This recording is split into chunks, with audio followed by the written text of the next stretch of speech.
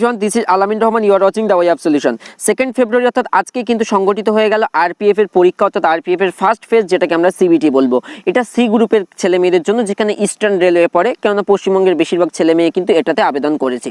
So আজকের প্রশ্নপত্রের একটা brief idea তোমাদেরকে দেবো যে কোন কোন এরিয়া থেকে বেসিক্যালি কোশ্চেনটা এসেছে, যার ফলে আপকামিং তোমাদের যাদের এক্সাম রয়েছে তোমাদের কিন্তু অনেক সুবিধা হয়ে যাবে সেই এরিয়াগুলো যদি একটু দেখে নিয়ে তোমরা সেই জায়গাটা পড়তে পারো। সো শুরু করার পূর্বে সবাইকে জানিয়ে রাখতে চাইবো আমি আনএকাডেমির একজন ভেরিফাইড এডুকেটর। এখনই প্লে স্টোর থেকে ডাউনলোড করো আনএকাডেমি লার্নিং অ্যাপ এবং আমার সঙ্গে জুড়ে যাও সেখানে সমস্ত সরকারি চাকরি পরীক্ষার ফ্রি ক্লাস করার জন্য। সুতরাং অবশ্যই প্লে স্টোর থেকে ডাউনলোড করো আনএকাডেমি লার্নিং অ্যাপ। সো যে কথা বলছিলাম, আজকের আরপিএফ পরীক্ষার প্রশ্নপত্রের রিভিউ এক নজরে তোমাদেরকে দেখিয়ে দেবো। So let's start. প্রথমেই তোমাদেরকে বলে রাখতে চাইবো আরপিএফ এর এখন যে পরীক্ষাটা হচ্ছে সেটা সি গ্রুপের ক্ষেত্রে। সো তোমাদের এক্সাম স্টার্ট ডেট 2/2/2019 অর্থাৎ আজ থেকে কিন্তু তোমাদের পরীক্ষা শুরু হয়েছে এবং চলবে 19 ফেব্রুয়ারি পর্যন্ত। সুতরাং 19 তারিখ, 18 তারিখ, 16 তারিখ যাদের পরীক্ষা তার 10 দিন পূর্বে তোমরা অ্যাডমিট পাবে, সে কথা আমি তোমাদেরকে জানিয়েছিলাম। এখন তোমাদেরকে দেখিয়ে দেবো যে এই যে পরীক্ষা হতে যাচ্ছে এখানে কিন্তু পরীক্ষার প্রশ্ন বাংলাতে থাকবে, অর্থাৎ কম্পিউটার বেসড পরীক্ষা হবে আমরা সবাই জানি, কিন্তু এখানে 11 নম্বর যদি আমরা লক্ষ্য করি দেখতে পাচ্ছ 11 নম্বর এখানে কিন্তু বেঙ্গলি রয়েছে। সুতরাং প্রশ্নপত্র বাংলাতেই থাকবে, তোমাদের ঘাবড়ানোর কোনো ব্যাপার নেই এবং সমস্তটাই 10th স্ট্যান্ডার্ড অর্থাৎ মাধ্যমিক মানের প্রশ্ন উত্তর থাকবে। নেগেটিভ মার্কিং এর পরিমাণ হয়ে যাবে 1/3। সেক্ষেত্রে অর্থাৎ তুমি যদি 3টে প্রশ্ন ভুল করো সিবিটি এক্সামে, সেক্ষেত্রে তোমার 1 নাম্বার কিন্তু মাইনাস হয়ে যাবে। তারপরে একটু সংক্ষেপে তোমাদেরকে জানিয়ে দিতে চাইবো টোটাল ডিউরেশন অর্থাৎ সম্পূর্ণ সিবিটিটা হবে 90 মিনিট ধরে এবং নাম্বার অফ কোশ্চেন 120 কোশ্চেন থাকবে, যেখানে জেনারেল অ্যাওয়ারনেস থেকে 50 মার্ক, অ্যারিথমেটিক থেকে 35 এবং জেনারেল ইন্টেলিজেন্স অ্যান্ড রিজনিং সেখান থেকে 35। সো এখন আমরা তোমাদেরকে ছোট্ট একটু আইডিয়া দিয়ে দেবো যে আজকের পরীক্ষাতে 2 ফেব্রুয়ারি 2019 কি প্রশ্ন এক্স্যাক্ট এসেছিল। অন স্ক্রিন তোমরা দেখতে পাচ্ছ ম্যাথামেটিক্স, যেখান থেকে 35 মার্কস এসেছিল। যে ম্যাথামেটিক্সের কোন কোন জায়গা থেকে এসেছিল, অ্যাকচুয়ালি আমি তোমাদেরকে এটাই বলতে চাইছি বা তোমাদেরকে একটু হলেও ইন্সপিরেশন বা একটু হলেও মোটিভেট করতে চাইছি যে এই টপিকগুলো তোমরা একটু ভালো করে প্র্যাকটিস করো, যাদের কালকে পরীক্ষা কি তারপরের দিন পরীক্ষা।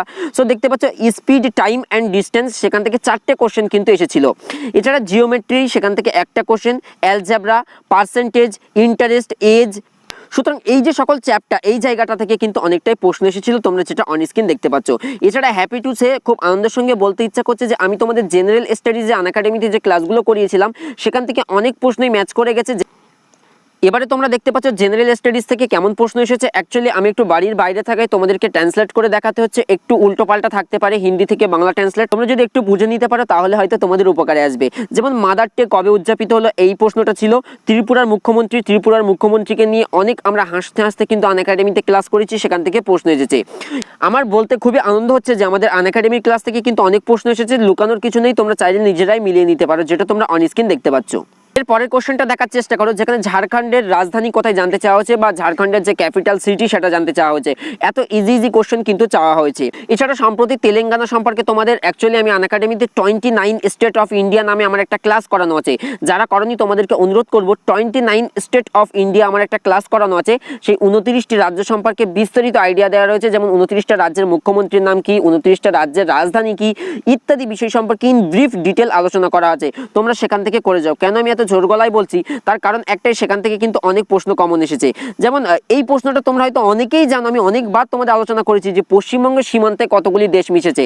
অ্যাকচুয়ালি প্রশ্নটা আমি তোমাদেরকে ইনডিরেক্ট এইভাবে বলেছিলাম, ফর এক্সাম্পল এটাকে যদি আমরা পশ্চিমবঙ্গের ম্যাপ হিসেবে কল্পনা করার চেষ্টা করি, তো এই পাশে আমরা বাংলাদেশকে দেখতে পাবো এবং উপরে আরও 2টো দেশ দেখতে পাবো। সুতরাং কোন কোন দেশ আমরা পশ্চিমবঙ্গের প্রতিবেশী দেশ হিসেবে দেখতে পাই, আমি নামগুলো বলবো না, অবশ্যই তোমরা কমেন্ট সেকশনে জানাতে পারো, কারণ তোমাদের কমেন্টের জন্যই আমি বললাম না। অ্যাকচুয়ালি প্রশ্নটা এইভাবে এসেছিল যে পশ্চিমবঙ্গের সঙ্গে সীমানা দিয়ে সংযুক্তি রয়েছে এমন প্রতিবেশী দেশগুলোর নাম বা কয়টি প্রতিবেশী দেশ এরকম সংযুক্ত রয়েছে। আমি চাই তোমরা অবশ্যই কমেন্ট করে জানাও যে পশ্চিমবঙ্গের কয়েকটি প্রতিবেশী দেশ রয়েছে। Thank you so much guys for watching. সম্পূর্ণ ভিডিওটি দেখার জন্য। আমি ঘরের বাইরে থাকায় তোমাদেরকে পিডিএফটি প্রোভাইড করতে পারলাম না, এর জন্য আমি আন্তরিকভাবে দুঃখিত। আশা করি কালকের ফেজ থেকে তোমরা কিন্তু পিডিএফ সহ প্রশ্ন উত্তর আলোচনা পেয়ে যাবে। ধন্যবাদ সবাইকে, দেখা হবে পরবর্তী কোনো ইন্টারেস্টিং ভিডিওতে। আমি আবারও তোমাদেরকে বলবো অবশ্যই আনএকাডেমি ইনস্টল করো এবং আমার ক্লাস করো। আমার ক্লাস করতে হলে তোমাকে আলামিন রহমান সার্চ করতে হবে, আমাকে সার্চ করলেই তুমি পেয়ে যাবে এবং সেখানকার জেনারেল স্টাডিজটা ফুল কিন্তু তোমার উপকারে আসবে বলে দিলাম আরপিএফ পরীক্ষায়। Thank you so much guys for watching. দেখা হবে পরবর্তী কোনো ইন্টারেস্টিং বা হেল্পফুল ভিডিওতে। Till then take care, bye by.